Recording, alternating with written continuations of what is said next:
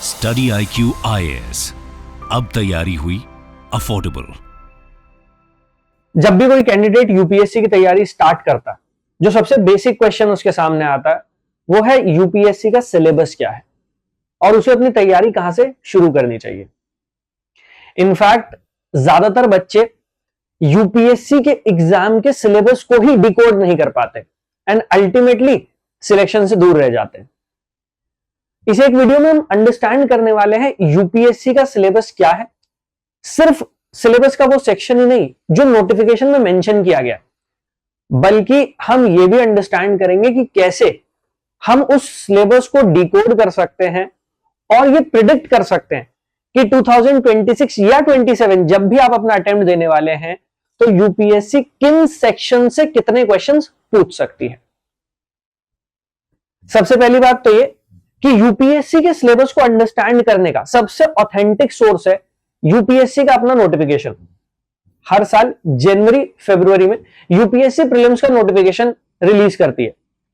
यह notification 100 pages से ज्यादा का एक पूरा गैजेट होता है और इसी गैजेट में प्रीलिम्स और मेंस दोनों का ही सिलेबस मेंशन किया जाता है। यहां पर आप जो अपने सामने देख रहे हैं ये यूपीएससी ने प्रीलिम्स का जो सिलेबस मेंशन किया वो है।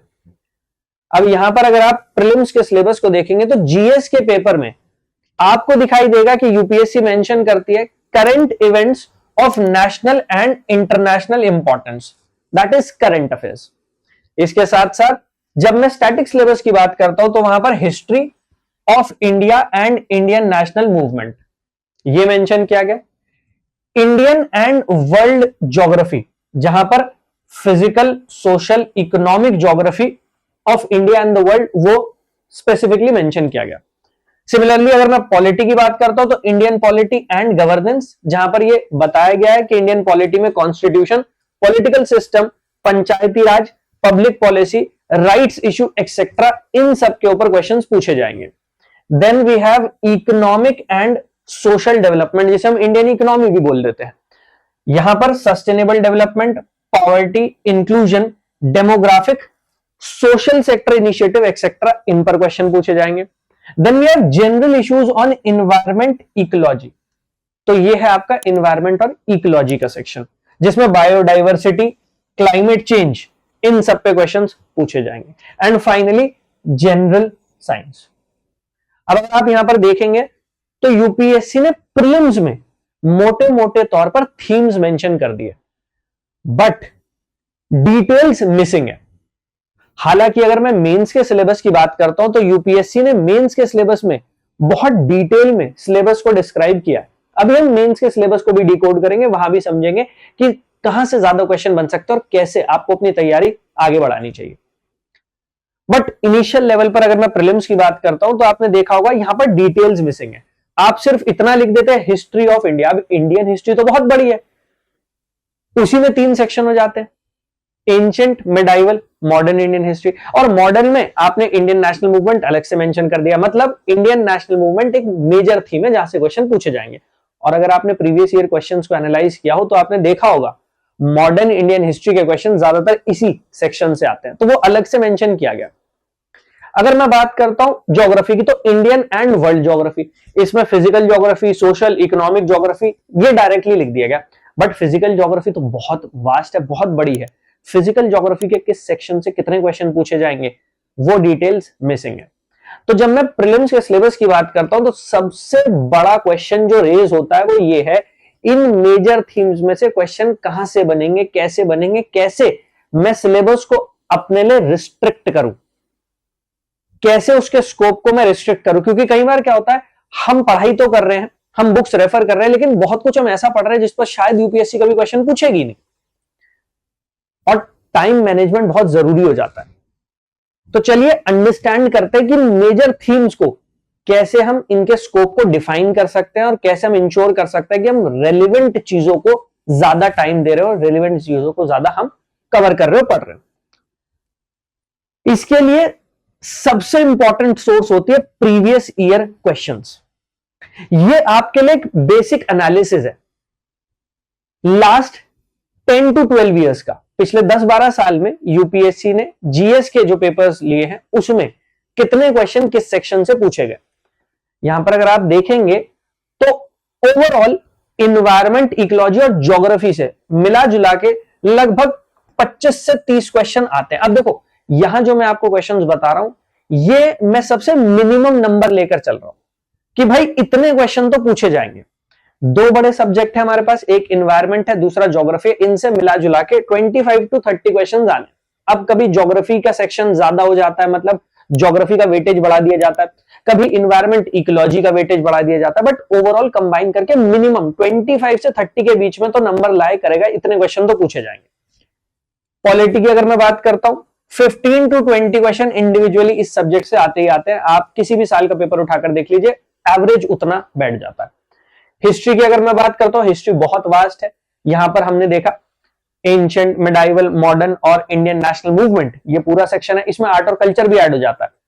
इसके भी 15 से 20 क्वेश्चन आपको देखने को मिल जाते हैं।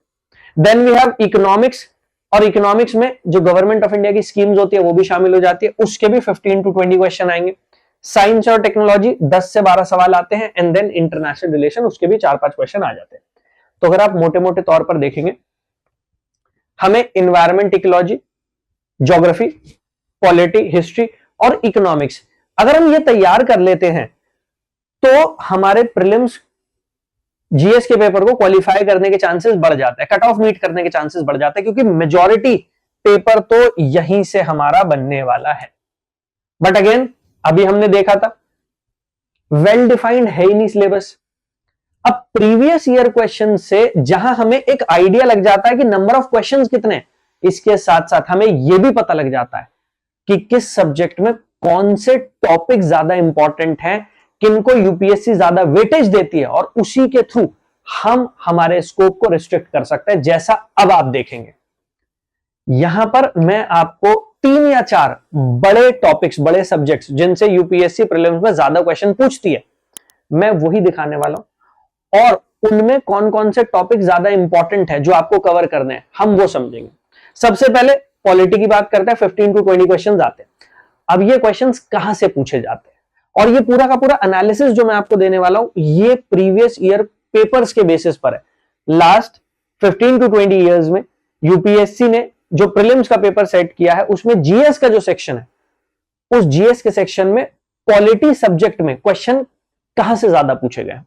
सो सबसे पहले कॉन्स्टिट्यूशनल डेवलपमेंट एंड कॉन्स्टिट्यूशनलिज्म, ये एक टॉपिक बन जाता है। इसमें अगर मैं कॉन्स्टिट्यूशनलिज्म की बात करता हूं तो 2014 के बाद से लेकर 2024 तक, इन द लास्ट 10 इयर्स, 3 से 4 सवाल इस एक इंडिविजुअल टॉपिक पर आए हैं, कॉन्स्टिट्यूशनलिज्म।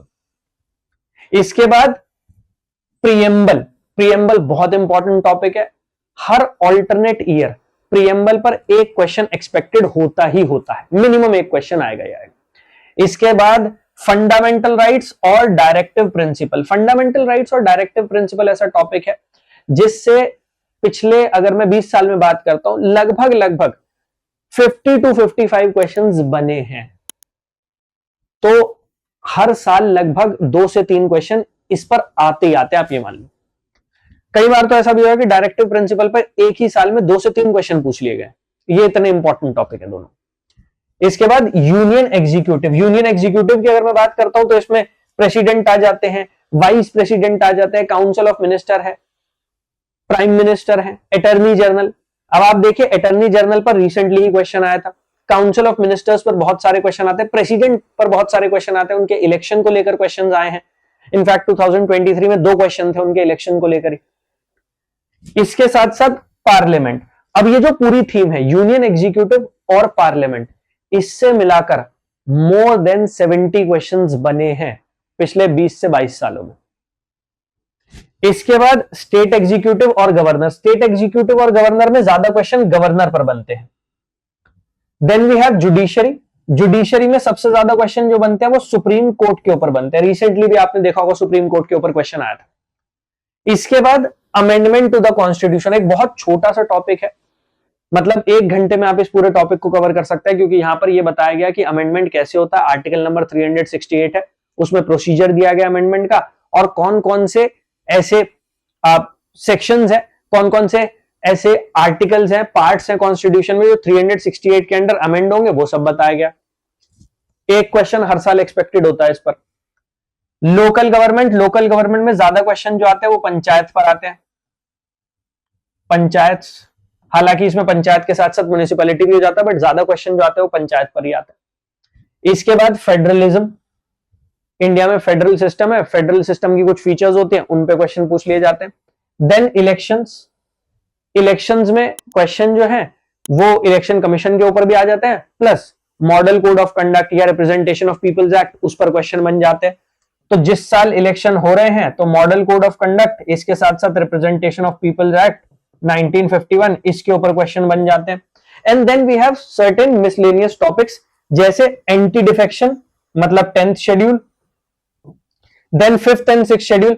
5th शेड्यूल काफी इंपॉर्टेंट है, शेड्यूल्ड एरियाज, इन पे बहुत क्वेश्चन बने हैं। Then ordinance making power of the president and governor, फिर emergency provision and constitutional body जैसे सीएजी हो गया, इलेक्शन कमीशन हो गया, फाइनेंस कमीशन हो गया, इन सब पे क्वेश्चन बन जाते हैं। और इसके अलावा अगर क्वेश्चन बन रहे हैं तो स्टैट्यूटरी बॉडीज जैसे नीति आयोग, उस पर क्वेश्चन बन जाते हैं। अब ये मोटे मोटे तौर पर थीम्स हैं, वो टॉपिक्स हैं पॉलिटी सब्जेक्ट में जिन पर ज्यादा क्वेश्चन यूपीएससी बनाती आई है। आप ये मान लीजिए कि पॉलिटी में अगर 15 क्वेश्चन आ रहे हैं तो 12 से 13 क्वेश्चन, 12 to 13 क्वेश्चन मिनिमम, अगर 15 क्वेश्चन आ रहे हैं इन्हीं थीम्स में से बन जाते हैं। तो प्रीवियस ईयर पेपर्स जब हमने एनालाइज किए तो उससे ना केवल हमें पता लगा कि नंबर ऑफ क्वेश्चंस कितने हैं किस टॉपिक से, बल्कि उसके साथ साथ मेजर थीम्स सब्जेक्ट में क्या क्या है वो भी हमारे सामने आ जाती है। अब जब हम इन्हें पहले कवर कर लेते हैं तो एटलीस्ट हम ये इंश्योर करते हैं कि हमारे कट ऑफ को मीट करने के चांसेस ब्राइट हो जाए, ज्यादा हो जाए। सी यूपीएससी में प्रीलिम्स में जो उसका नेचर है अनप्रिडिक्टेबिलिटी का, वो बना रहेगा। You can never be assured कि क्वेश्चन कहां से पूछ लिया जाए, बट जब आप एक लॉन्ग टर्म एनालिसिस करते हो तो आपको मेजर थीम्स पता लग जाती है, और जब आप वो मेजर थीम्स पहले कवर कर लेते हो तो आप ये मेक श्योर कर रहे हो कि भाई मेजॉरिटी पेपर जो बनेगा उस सब्जेक्ट से वो आपका कवर्ड है। तो 100% क्वेश्चन ना सही 70 to 80% क्वेश्चन आप अटेम्प्ट करने लायक बन जाओगे। चलिए ये तो बात हो गई सिर्फ पॉलिटी की। मैंने आपसे कहा था 3 से 4 मेजर सब्जेक्ट जो वो मैं आपको दिखाऊंगा। नेक्स्ट बात कर लेते हैं इकोनॉमी की, another major topic, major subject. अगर मैं इकोनॉमी की बात करता हूं तो हमने देखा था 15 to 20 क्वेश्चन आपको इकोनॉमी में भी देखने को मिल जाते हैं, इंक्लूडिंग द गवर्नमेंट स्कीम्स। अब इकोनॉमी से बच्चे घबराते भी बहुत है, बहुत डर लगता है बच्चों को कि इकोनॉमी ऐसा सब्जेक्ट है सर, कवर नहीं होता, समझ में नहीं आता। पहले तो ये अंडरस्टैंड कीजिए कि आपको माइक्रो इकोनॉमी नहीं मैक्रो इकोनॉमी पढ़नी है, और मैक्रो इकोनॉमी में भी कौन कौन सी थीम्स पढ़नी है अब आप वो देख लीजिए। तो सबसे पहले मनी एंड बैंकिंग, मतलब हम बात कर रहे हैं मॉनेटरी पॉलिसी की, जिसके लिए मॉनेटरी पॉलिसी कमेटी बनाई गई है। और बेसिकली मॉनेटरी पॉलिसी को हैंडल करने की जो रिस्पॉन्सिबिलिटी होती है वो सेंट्रल बैंक की होती है, जैसे इंडिया में रिजर्व बैंक ऑफ इंडिया हो गया। तो यहां पर मॉनेटरी पॉलिसी के टूल्स जैसे रेपो रेट हो जाता है, सीआरआर हो गया, एसएलआर हो गया, ओपन मार्केट ऑपरेशन हो गया, इन पर क्वेश्चन पूछे जाते हैं। एंड इनफैक्ट ये बहुत मेजर और बहुत इंपॉर्टेंट थीम है। मार्केट स्टरलाइजेशन के ऊपर एक क्वेश्चन पूछा गया था रिसेंटली, ओपन मार्केट ऑपरेशन है। रेपो रेट के ऊपर क्वेश्चन पूछा जाता है। इनफैक्ट जब कंट्री में इन्फ्लेशन बढ़ रही है उस टाइम आरबीआई कैसे उस इन्फ्लेशन को कंट्रोल कर सकती है, उस पर क्वेश्चन पूछा जाता है। इन्फ्लेशन और रेपो रेट के कनेक्शन के ऊपर क्वेश्चन पूछ लिया जाता है। ठीक है, इसके साथ साथ फिस्कल पॉलिसी गवर्नमेंट की पॉलिसी को कहा जाता है, जैसे गवर्नमेंट टैक्स लगाती है तो यहां पर गवर्नमेंट की स्कीम्स आ जाती हैं, बजट आ जाता है, टैक्सेशन पॉलिसी आ जाती है। जैसे कुछ टाइम पहले जीएसटी लाया गया था तो उस पर क्वेश्चन पूछे गए हैं। फिर मैक्रो इकोनॉमिक पॉलिटी, जैसे जीडीपी हो गया, इन्फ्लेशन हो गया, अनएम्प्लॉयमेंट हो गया, इसके साथ साथ पॉवर्टी एंड सस्टेनेबल डेवलपमेंट, इस पर क्वेश्चन पूछे जाएंगे। देन एक और बहुत इंपॉर्टेंट सेक्टर होता है इकोनॉमी का, वो है एक्सटर्नल सेक्टर और बैलेंस ऑफ पेमेंट। इनफैक्ट पिछले कुछ सालों में अगर आपने देखा हो ग्लोबल लेवल पर भी, चाहे श्रीलंका की बात कर ले, चाहे मालदीव्स की बात कर ले, बैलेंस ऑफ पेमेंट क्राइसिस देखने को मिला। क्या होती है बैलेंस ऑफ पेमेंट, क्या होता है बैलेंस ऑफ पेमेंट क्राइसिस, अगर बैलेंस ऑफ पेमेंट क्राइसिस होता है तो उसे कैसे मैनेज किया जाता है, वो सारा आइडिया आपको होना चाहिए, वो सब आपको पता होना चाहिए। तो यहां पर डीवैल्यूएशन ऑफ करेंसी क्या होता है, डेप्रिसिएशन ऑफ करेंसी क्या होता है, करेंसी डीवैल्यू कब की जाती है, इसके क्या फायदे होते हैं, क्या नुकसान होता है, वो पूरा आपको कॉन्सेप्ट पता होना चाहिए। ऐसे करंट अकाउंट, करंट अकाउंट क्या होता है, कैपिटल अकाउंट क्या होता है, करंट अकाउंट के क्या कंपोनेंट है, कैपिटल अकाउंट के क्या कंपोनेंट है, करंट अकाउंट डेफिसिट किसे कहा जाता है, ठीक है, इन सब के ऊपर क्वेश्चंस बन जाते हैं। बहुत मेजर, बहुत इंपॉर्टेंट थीम है। देन सेक्टर्स ऑफ इकोनॉमी और ट्रेंड, इकोनॉमी के अलग अलग सेक्टर्स होते हैं और क्या लेटेस्ट ट्रेंड चल रहे हैं, कौन सा सेक्टर कैसे परफॉर्म कर रहा है, जीडीपी में कितना कंट्रीब्यूशन है, कहां इंक्रीमेंट हो रहा है, कहां डिक्रीमेंट हो रहा है, वो सारे। तो यहां पर ट्रेड के ऊपर क्वेश्चन बन जाते हैं, इंडिया की जो अलग अलग कंट्रीज के साथ ट्रेड हो रही है, जीडीपी के ऊपर क्वेश्चन बन जाते हैं, इन्फ्लेशन के ऊपर क्वेश्चन बन जाते हैं, बोरोइंग के ऊपर क्वेश्चन बन जाते हैं। Similarly international institution, international organisation जैसे WTO हो गया, IMF हो गया, वर्ल्ड बैंक हो गया, इनका क्या रोल है, IMF क्या करती है। और इनफैक्ट जब ये इंस्टीट्यूशन न्यूज में रहते हैं, जैसे बैलेंस ऑफ पेमेंट क्राइसिस हुआ तो वहां पर IMF का रोल आ जाता है, तो फिर वहां से क्वेश्चन बनने के चांसेस और बढ़ जाते हैं।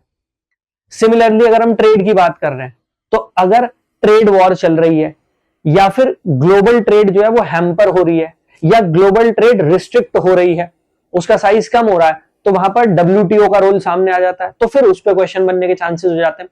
तो हमें करंट अफेयर से अपडेटेड रहना पड़ता है, जिससे हम ये प्रिडिक्ट कर पाए कि भाई जो क्वेश्चन बनेंगे वो कहां से ज्यादा बन सकते हैं, ठीक है।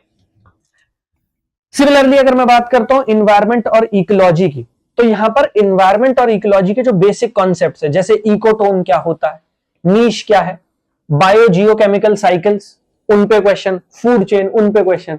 तो ये कुछ बेसिक कॉन्सेप्ट्स है जो अच्छे से कवर करने होते हैं, क्योंकि इन पे क्वेश्चन बनते ही बनते हैं। Then international organisations, convention, report and indices, इन पे क्वेश्चन बन जाते हैं।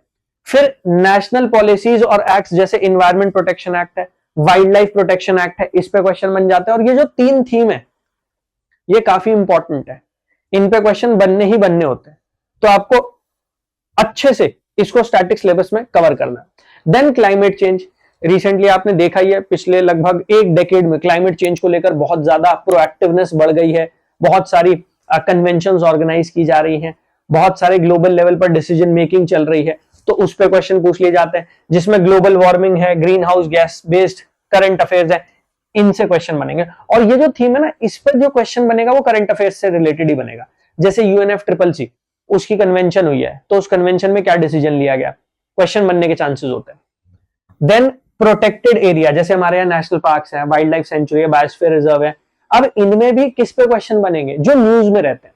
ऐसा नहीं है कि आप सब कुछ बैठकर पढ़ रहे हो, you have to be very mindful, आपको बहुत केयरफुली इस बात को अंडरस्टैंड करना है कि क्वेश्चन कहां से बनने वाला है, और वो आपको तब पता लगे जब आप करंट अफेयर से अपडेटेड रहते हैं। तो एक बार आपने बेसिक सिलेबस पढ़ लिया, उसके बाद करंट अफेयर से अपडेट रहना पड़ता है आपको, क्योंकि चाहे इकोनॉमी है चाहे इन्वायरमेंट है, इनमें काफी क्वेश्चन करंट अफेयर से बन जाते हैं, करंट अफेयर से लिंक होकर आते हैं। Then species in news, specially अगर मैं बात करता हूं Western Ghat, north eastern India, Andaman Nicobar, ये वो रीजन है इंडिया में जहां पर ज्यादा स्पीशीज डिस्कवर होती है, तो स्पीशीज इन न्यूज, उससे एक आध क्वेश्चन बन जाता है, ठीक है।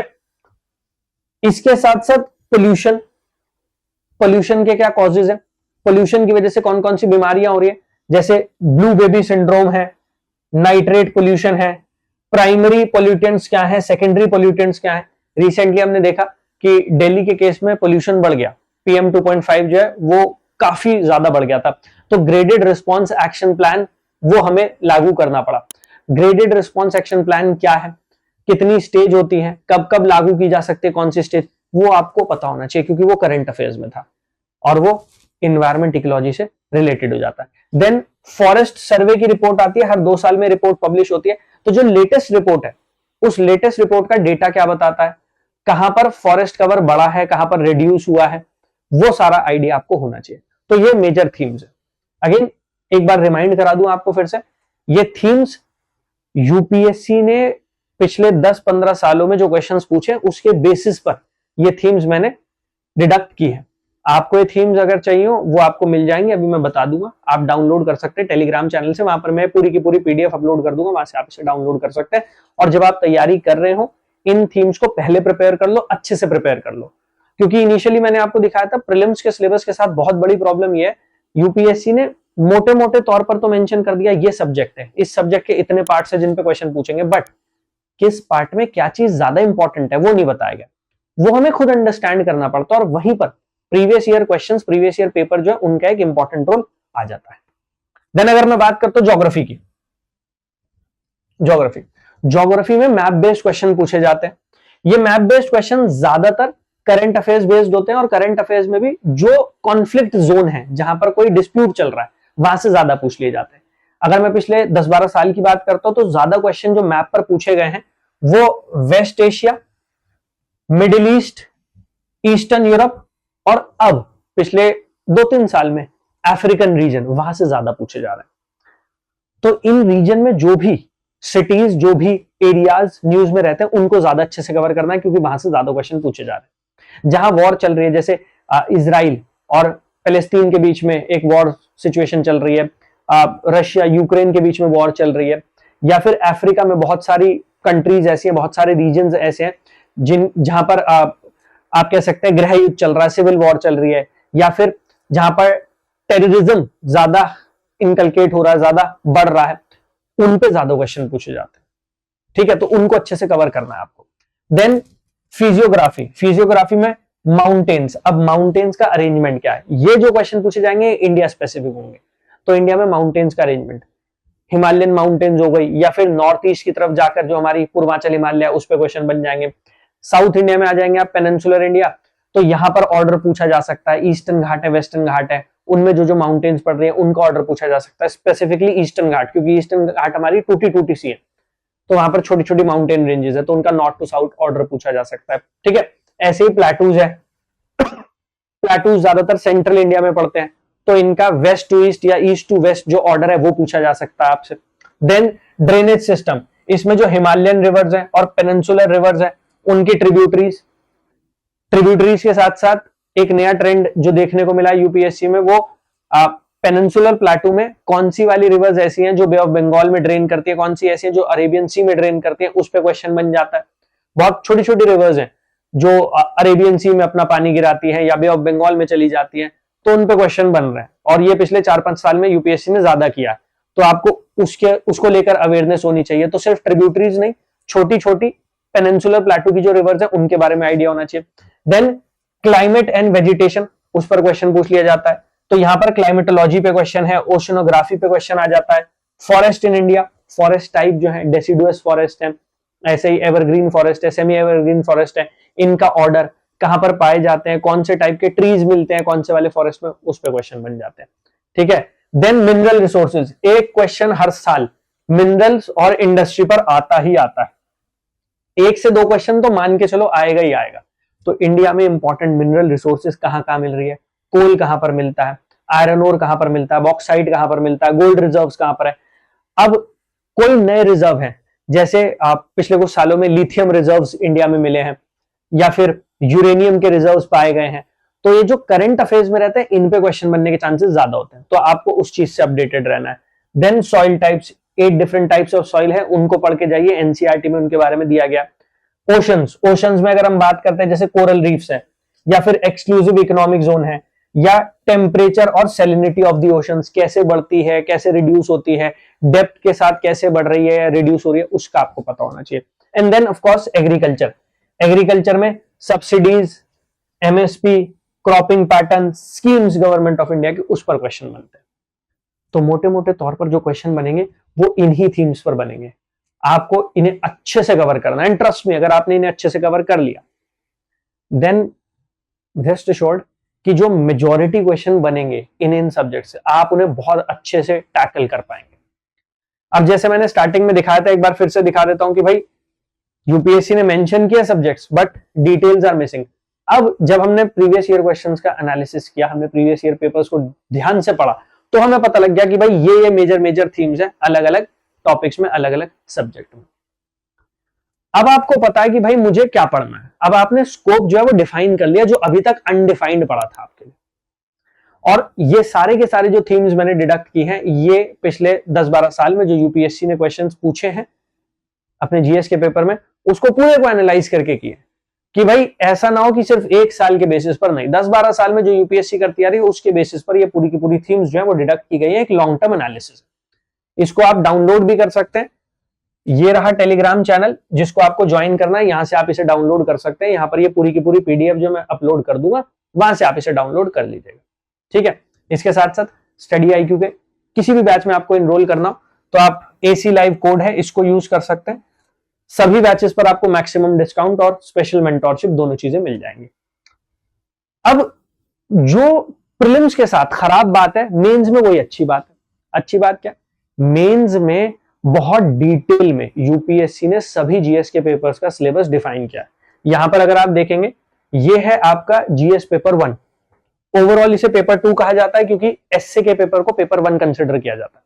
तो ओवरऑल ये पेपर 2 है, बट जीएस में है हमारा पेपर 1।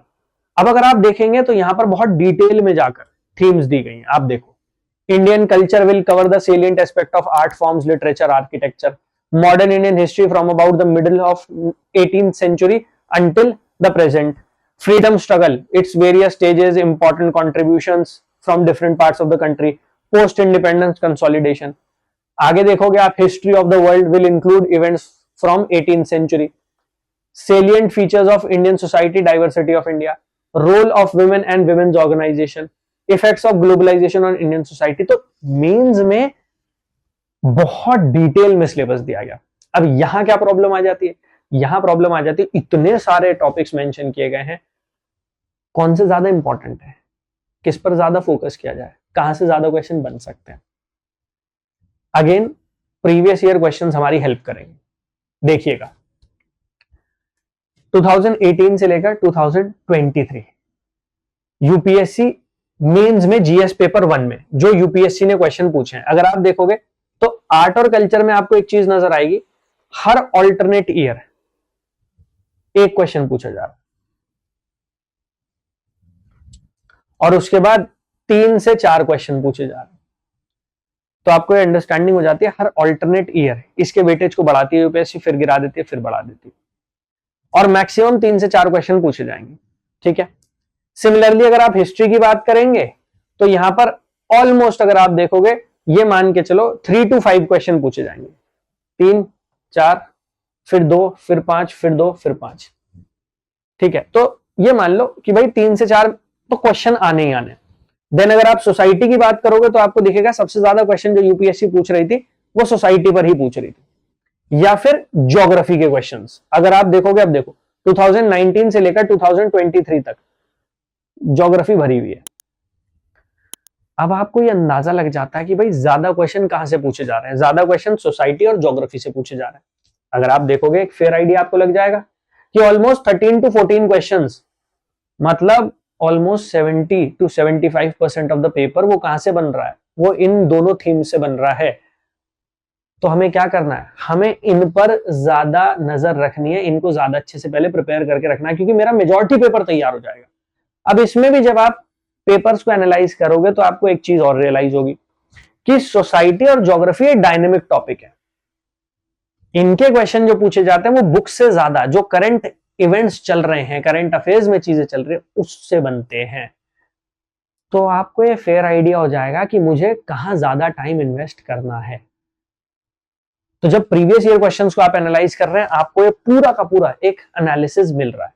अब आपने क्या किया, अब आपने अपने सिलेबस का स्कोप रिस्ट्रिक्ट कर लिया। अब आपको समझ में आ गया कि भाई यूपीएससी क्या कर रही है, इन थीम से ज्यादा क्वेश्चन बना रही है। आप देख लो, 15 question, 14 question, 14 question, 14 question, again 15 question, 14 से 15 सवाल यहीं से बन रहे हैं। शायद अभी तक आपको इस बात का अंदाजा नहीं था, बट अब हो जाएगा। आप देखो, सिमिलरली अगर मैं बात करता हूं जीएस पेपर 2 की, जीएस पेपर 2 हमारा polity, governance, international relation, social justice हुआ। यहां पर अगर देखोगे तो इंडियन कॉन्स्टिट्यूशन पूरी थीम मेंशन की गई है, functions and responsibility of union and state, separation of powers between various organs, comparison of Indian constitutional scheme with other countries, parliament and state legislature, structure and organisation and functioning of executive, पूरी की पूरी themes. और सिर्फ अब यहां खत्म नहीं हुआ, ये भी है ना, बहुत डिटेल्ड है, बहुत ज्यादा। इसी में फंस के बच्चा रह जाता है, क्या पढ़ूं, किस तरीके से पढ़ूं, किसे पहले कवर करूं, किसे बाद में कवर करूं। अब जब हम प्रीवियस ईयर क्वेश्चंस को एनालाइज करते हैं तो हमें समझ में आता है कि भाई जो पॉलिटी वाला सेक्शन है, पॉलिटी, उससे ऑलमोस्ट 10 क्वेश्चन आ रहे हैं। देखो, हाफ ऑफ द पेपर वो पॉलिटी से बन रहा है। मतलब जो कॉन्स्टिट्यूशन वाला आपका सेक्शन है वहां से बन रहा है। गवर्नेंस के सेक्शन से 3 से 4 क्वेश्चन आता है, मैक्सिमम 4 क्वेश्चन, तो 2 से 4 क्वेश्चन मान के चलो आप। इसके बाद सोशल जस्टिस लगभग 4 क्वेश्चन और इंटरनेशनल रिलेशन 4 क्वेश्चन। तो मुझे पता लग गया कि भाई इंटरनेशनल रिलेशन और पॉलिटी अगर मैं इन दोनों को पहले अच्छे से कवर करके चलता हूं तो ऑलमोस्ट 14 क्वेश्चंस तो मैं कवर कर ही लूंगा। अपने 14 सवाल तो मेरे कवर हो जाएंगे। ठीक है, प्रिडिक्टेबल है, प्रीवियस ईयर क्वेश्चन ने वो आइडिया दे दिया और ये लॉन्ग टर्म एनालिसिस है। तो पहले मैं क्या करूं, मैं जो पॉलिटी की थीम है उसे कवर कर लूं, उसमें जो टॉपिक्स दिए गए उन्हें कवर कर लूं। प्रीवियस ईयर क्वेश्चन से जब मैं देखूंगा मुझे ना केवल ये पता लग रहा है नंबर ऑफ क्वेश्चन, मुझे ये भी पता लग रहा है टोन क्या है क्वेश्चन की, किस डायरेक्शन में क्वेश्चन पूछा जाता है, किस तरीके से क्वेश्चन पूछा जाता है, मुझे वो भी आइडिया लग जाता है। ठीक है, सिमिलरली पेपर 3 पर आऊंगा, आप देख लो कितना इलेबोरेट है, कितनी थीम्स मेंशन की गई, कितने सारे सब टॉपिक मेंशन किए गए हैं, देख रहे हो।